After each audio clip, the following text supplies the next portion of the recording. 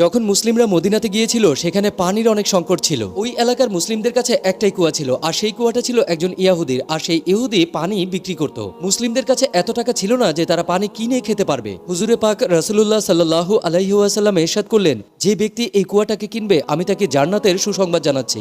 হযরত ওসমান রাদিয়াল্লাহু তাআলা আনহু সেই ইহুদির কাছে গেলেন আর তাকে বললেন, এই কুয়া তুমি আমাকে দিয়ে দাও। কিন্তু সেই ইহুদি কিছুতেই মানছিল না। তখন হযরত ওসমান রাদিয়াল্লাহু তাআলা আনহু বললেন, ঠিক আছে, তুমি আমার কাছ থেকে কিছু টাকা নিয়ে নাও, কিন্তু শর্ত থাকবে একদিন কুয়ার পানি তোমার আর অন্যদিন কুয়ার পানি আমার। ওই ব্যক্তিটা 12,000 দিনার নিয়ে এই প্রস্তাবে রাজি হয়ে যায়। প্রত্যেক দ্বিতীয় দিন যখন হযরত ওসমান রাদিয়াল্লাহু তাআলা আনহু সময় আসতো তখন তিনি মুসলিমদেরকে ফ্রিতে পানি পান করাতেন আর তাদেরকে বলতেন পরের দিনের জন্য পানি সংগ্রহ করে নাও। এতে এমন হতে থাকলো যে ওই ইহুদির কাছে আর কেউ পানি কিনতে যেত না। শেষমেশ আরো 23,000 দিনার নিয়ে ওই ইহুদি হযরত ওসমান রাদিয়াল্লাহু তাআলা আনহুর কাছে ওই পানির কুয়াটা বিক্রি করে যান। তিনি এভাবেই মুসলিমদের বিনা স্বার্থে সাহায্য করেছিলেন। সুবহানাল্লাহ।